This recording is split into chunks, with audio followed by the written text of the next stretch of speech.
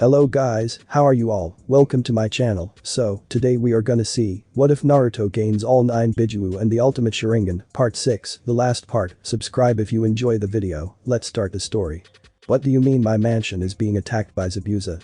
Gato roared from his desk, snarling at the cowering form of one of his bodyguards. It's not just him sir, there's also his partner and 2 kids who from appearance look like ninja, have not only decimated the security outside the mansion, but also the ones inside as well. We're all being slaughtered. He answered before an explosion went off, causing the room to rumble, and the sounds of men screaming in agony. Gato was gritting his teeth in anger and fear and slams his fists onto the ground. Damn him, damn that bastard. He roared. Get out and stall those fools or there will be hell to pay. The man stumbled back a little and then headed for the door. I told you that this would happen. A voice said from the shadows. Gato seethed and aimed his glare at the figure in the shadows. Shut up Aoi. Get down there and take care of those intruders. If you succeed I'll triple your pay. Said ninja chuckles and vanishes into the shadows. Meanwhile, the bandit lets out a bloody cry as Zabuza bifurcates him with his cleaver blade, spilling his blood and entrails onto the ground. Haku on the other hand froze several dozen of the mercs into ice, leaving them encased in ice with horrified looks on their faces. Wow Zabuza, when the security here sucked you weren't kidding. Shinku stated as she stood on the groaning forms of 2 bandits, digging her heels into their spines. What kind of dumbus hires an army of bandits to guard his mansion? The cheap kind, and despite his empire Gato doesn't like to pay a lot of money to his protection, so the best way to hire more guards and pay less would be to hire bandits, since they're dumber than doorknobs. Naruto answers and backhands a charging bandit into a wall without looking. Haku was about to say something, but then jumped to the side, avoiding a volley from the shadows, and threw her own. A blur leapt forward to avoid the ones Haku threw and landed before them smirking. Aoi Rakusho, what is the thief of the Raijin no Ken, sword of the thunder god, doing here? Zabuza wondered. Here to kill you all. Zabuza stared at him for a few minutes and looked back at Naruto, Shinku, and Haku. He's kidding right? He questioned and got a shrug from Naruto. Doesn't look like it. He answered in a nonchalant fashion. A tick mark appeared on Aoi's head and he glared at the group. You dare look down on me? I can kill you all without even batting an eyelash. He proclaimed, only for Zabuza to chuckle at him. Oh please, the only reason you're in the bingo book in the first place is because you stole the weapon of a Nidaime Hokage. The demon of the mist answered in an uncaring manner, infuriating the former Konohinin. So we're basically facing a no-name loser who joined a backwater village. I'm not impressed. Naruto said in a bored tone. Aoi gritted his teeth and aimed killer intent at the blonde who didn't look the least impressed. I'll show you who the no-name loser is, you little punk. Aoi drew the hilt of the legendary blade and the blade hummed to life with lightning cackling around it. With the blade of the Nidaime Hokage I am unstoppable. He declared with a maniacal grin on his face. Naruto simply stared at him in an uncaring manner and yawned. Shinku-chan, you want this loser? Naruto asked and got a negative shake of the head from her. Now you can take him, I would even waste staining his blood on my kunai or shuriken. Her reply caused Aoi to see red and rush at them. I'll kill you damn brats. Aoi roared, swinging his blade downwards and grinning evilly as he thought he cut Naruto in half, only for Naruto to fade away. Your eyes are rather slow. A voice said above him. Naruto was crouching down on the man's shoulders with his ninjato pointed in the stabbing position over his skull. Aoi froze in disbelief, wondering how the blonde demon was able to move at such a speed. Oh well. With that, Naruto brought his ninjato downward and the blade ran through Aoi's skull and jaw, causing blood to squirt out and drip on the marble floor. Naruto pulled his blade out and hopped off while the frozen body hit the ground like a rock and formed a pool of blood. He whips the blood off with a flick of his wrists and sheathes it before pulling out a storage scroll, severs Aoi's head and seals it as well as the lightning blade. Let's move on, shall we? Both Zabuza and Haku had sweat drops on the back of their heads as they saw Naruto head to the larger doors that lead to Gato's office. Zabuza-sama, were you able to read his movements? Haku asked her master adopted father figure. Nope, and if he were fighting me with that level of speed I'd be dead right now. Damn speed demon.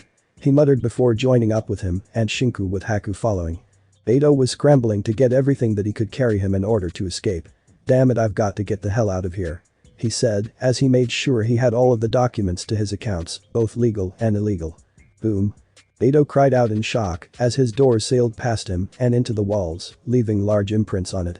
His blood grew cold and an expression of horror formed on his face as he slowly turned around to see Naruto walk in the room with his hand in his pockets, but that's not what frightened him. It was his eyes. eyes that were as ice cold and held them to his death. It was enough to make him break out in a sweat and shiver in fear of his life. "What do you want?" he asked, whimpering in fear, as Naruto slowly walked towards him with his eyes locked on his target. "Your life," was Naruto's answer, causing some of the color in Gato's face to fade away. "My life? What for? I haven't done you any wrong." The midget replied back only to get blasted by a burst of murderous intent that made him piss himself. Behind them Haku, Zabuza and Shinku watched the scene, wondering why Naruto was so pissed off at the man. "You dare claim that you have done no wrong yet you attempt to take over a country just to satisfy your own pathetic ambitions." Naruto brought his foot down on Gato's knee, hearing the bone make a sickening crack while the man screamed out in agony as his knee bone snapped. "But that is not the only reason why I'm pissed off at you. The reason why I despise you now is because you had the nerve to build your mansion and let your low-life trash defile the lands of my ancestors." He added more pressure on the man's leg and Gato whimpered out in pain before howling again as Naruto broke his other knee with his foot, shattering the bone and possibly ruining his chances at walking again. Shinku on the other hand realized what he meant and gasped since she recognized the symbols on some of the ruins, which looked similar to the headband she and Naruto wore. "This island is the home of our clan," she says to herself. Zabuza widened when he heard this and looked back at her. "You're both Uzumakis?" he questioned, getting a nod from her. He palms his face in stupidity for not realizing this sooner. Haku however was confused, wondering what he was talking about. "Zabuza-sama, who are the Uzumaki?" she asked the man who sighs, rubbing the back of his head. "The Uzumaki clan was a clan that existed long before you and I were even born. From what I've learned, they were experts in the field of and were so good that it made them both respected and feared amongst their allies and enemies, combined with their unnatural longevity and levels of chakra and stamina made them warriors on the battlefield. It didn't matter how many hits they took, as they would just keep going until their foe was dead, and from what I've heard they were also distant relatives to the legendary Senju clan," he explained to his adopted daughter. Gato was trembling like a whipped dog as he looked into the eyes of his soon-to-be executioner. "PP, please don't kill me, I'll give you whatever you want, be it money, land, women, anything," he begged the blonde. Naruto says nothing and instead reaches out and picks him up by the collar. He activates the Sharingan and Gato's eyes glaze over. "You're going to give me every single account number to your bank accounts, your vault, the deed to your fortune, and sign your shipping company over to Nami no Kuni," he instructed the man to get a nod. After Gato did as instructed, Naruto took everything out of the vault that consisted of gold, gems, and even scrolls that had a spiral symbol which Naruto believed Gato was gonna sell to the highest bidder. He sealed away the scrolls and money into separate storage scrolls and afterwards knocked Gato out with a vicious punch to the jaw, breaking it. He then tosses one scroll to Zabuza who caught it but wondered what it was for. "The money the team was supposed to give you for completing your mission," Naruto replied as he strapped a large scroll behind him and left along with them. Once they got far enough from the mansion, Naruto turned around, performed a few hand seals, and fired a large fireball the size of an elephant at Gato's mansion, as well as the camps around it, and it erupted into a fiery explosion. They returned to the boat they borrowed and were getting ready to sail back to Nami no Kuni. Naruto stares at the islands where his clan resides and sighs. "One day I will return and bring the Uzumaki clan back to greatness," he said to himself until Shinku called out to him and he headed back to the boat.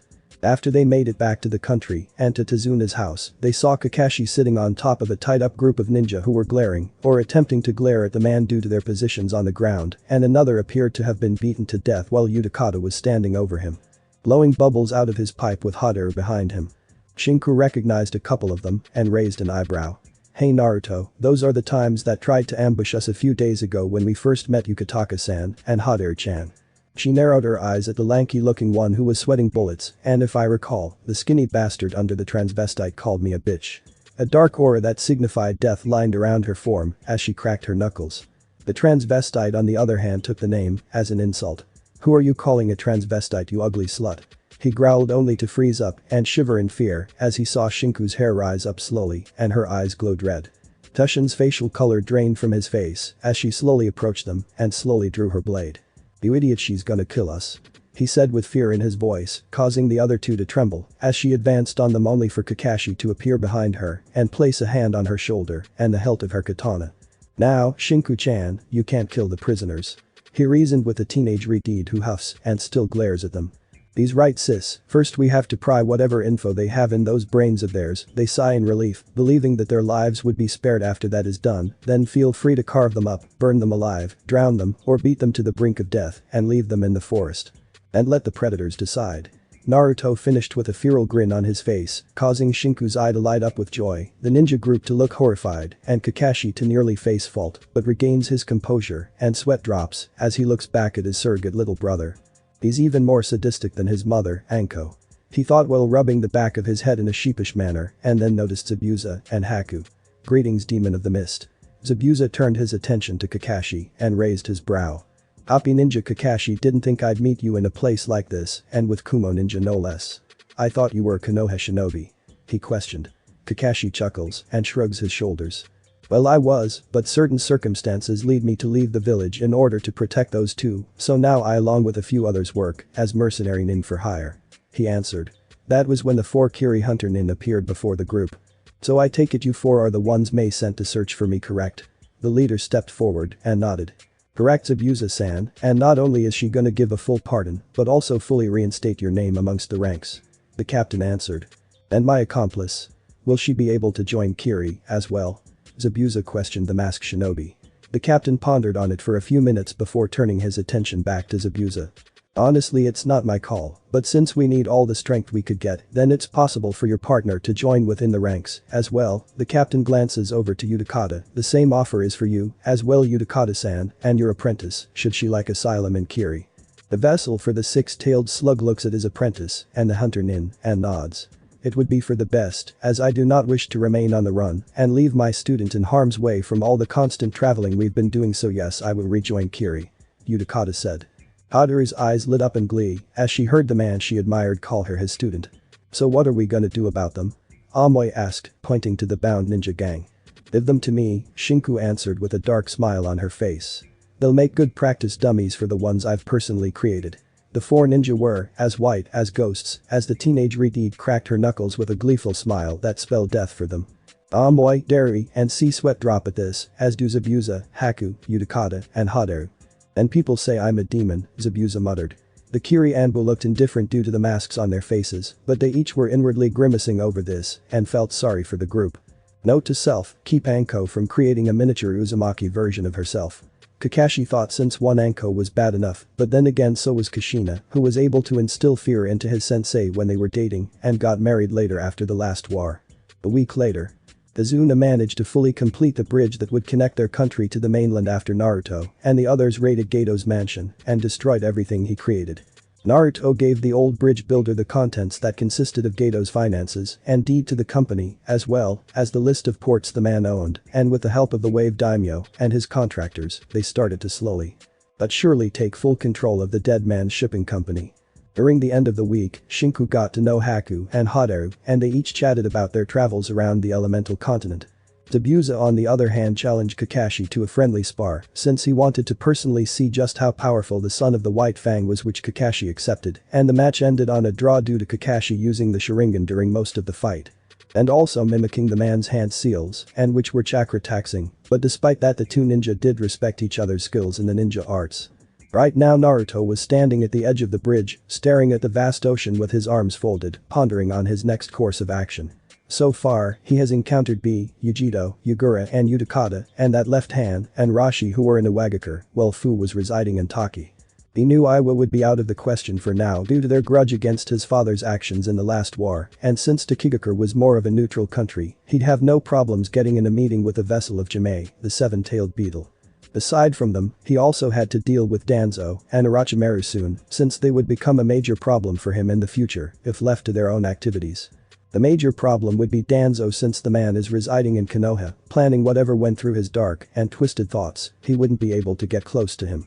Next was Orochimaru, who he knew was in the process of creating a village of his own in order to annihilate Konoha with the assistance of Suna, who will join in the invasion due to the snake disguising himself as the Yondaime Kazukiage since he killed the man during the month-long training period.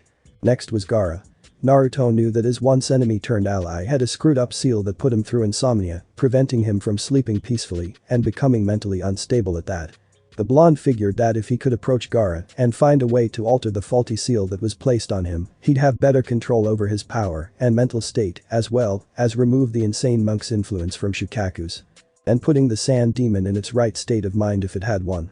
Lastly, there was Akatsuki, who wouldn't be active for a while, since they're acquiring new recruits for their cause and finding the whereabouts of the Jinchuriki, but due to Naruto disposing of Zetsu earlier, their plans would be drawn back for a while since he was their spy in the organization. His primary concern was Konan and Nagato Uzumaki, who goes by the alias Pain, since they, along with the late Yahiko, were Jiraiya's students and was trying to find a way to convince them to switch sides, knowing that Danzo was responsible for what they became when he sided with Hanzo and betrayed them, costing Yahiko his life. If he could accomplish this, then Madara would have a major setback in his plans and weaken the man further. As he pondered on this, Kakashi appeared beside his surrogate brother with his book in his hand. You do realize that if Rin sees you with that book, you're gonna be in big trouble, right? Naruto reminds the man and smirks when the silver-haired Jonin shrugs. Don't worry about me, Naruto, I only read them when she, along with your mother, Anko, and Yugao are not around, but I've been missing a few of them lately. Have you been reading them? He asked in an amused tone, only for Naruto to snort in annoyance. Please, I don't read that smut my godfather creates. Besides, I can at least think of several females out there who would love to do half of the things that old pervert writes in his books. He commented with a sly grin on his face, well said girls each sneezed several times. Kakashi on the other hand glanced at his book and then a picture of Rin in a sexy, revealing nurse's outfit poofs in his mindscape, winking, and he grins in a perverse manner, unaware that Naruto was sweat dropping at the sight. Said Jonin gets out of his stupor and pockets his book. Time to go to Itaudo, I'll have plenty of time to read this after my happy time with Rin-chan, so let's go. He said in a giddy tone and skips to the boat, leaving the blonde looking disturbed before shaking it off and warps away.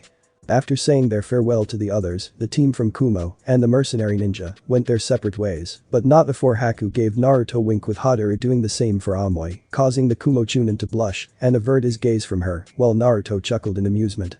Knowing that Carrie would never let Amoy hear the end of him finally meeting a girl once, he told the energetic Reteed. In Kumo, Namika's estate.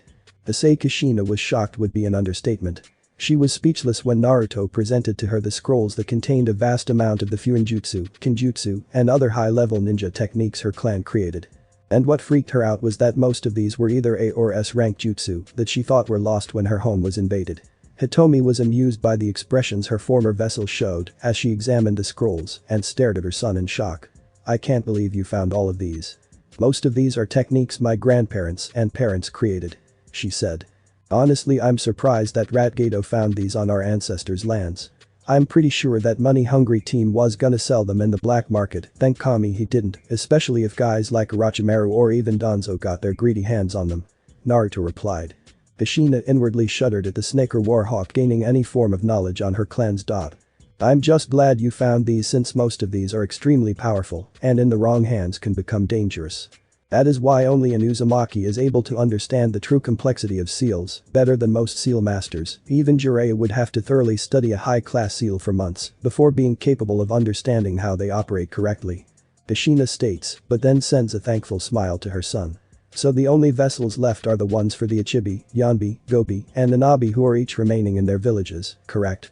That, and Akatsuki, though the organization is still searching for recruits to their cause by their leader, he quoted, as the image of Nagato and Konan appeared in his train of thought. I know their true base is located in Omegakure, where Nagato is the current ruler since he killed Hanzo.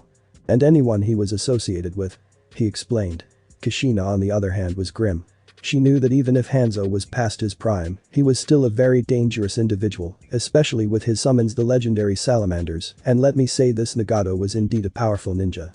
As he managed to turn Konoha into a crater with a gravity base that is powerful enough to crush and deflect anything, and even Jiraiya was no match for him. Even when he used his Sage mode, he was only able to take out one of his paths. But that was mainly due to the powers from the Rinnegan.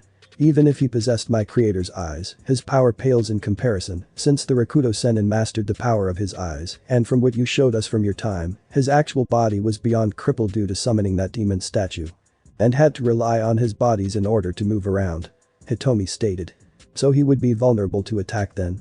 Shinku wondered, only to receive a negative shake from Naruto. No, he'd be protected by a woman named Konan, who has the ability to use origami as a weapon and make them sharper than steel, and trust me when I say you will receive more than just a simple paper cut from them. She is also the closest to him, as well as his eyes and ears in aim, with the people dubbing her as an angel, with Pain being hailed as a god. Hitomi snorted at the thought of a simple mortal being called Kami. It was an insult to the actual deity, and any man or woman who had the audacity to declare themselves as such has truly lost their mind. Unknown location. So Zetsu is dead? A figure in the shadows asked the other figure present and got a nod from him. That is most troubling, as he was the only one with the ability to gather information faster. Yes, he is, and that is not all. My connection with Yagura has been severed and is no longer under my control. The second figure replied. But that's impossible unless there's someone out there whose eyes are as powerful as yours. That's the only theory I can come up with. The second figure replied. Should we send one of our recruits to hunt down this anomaly? No, we'll continue as planned, as we do have a few spies in the villages who can tell us who the vessels are exactly. We'll deal with this person when the time comes. The second figure replied. Very well then, but if this person continues to be an annoyance, then he shall face the wrath of a god. The first figure replied.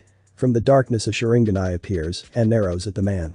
Don't get arrogant pain just because you have the Rinnegan, as it will be your undoing in the end, and, as I said, stay focused on our objective, as they are our first priority to bringing true peace to this chaotic world.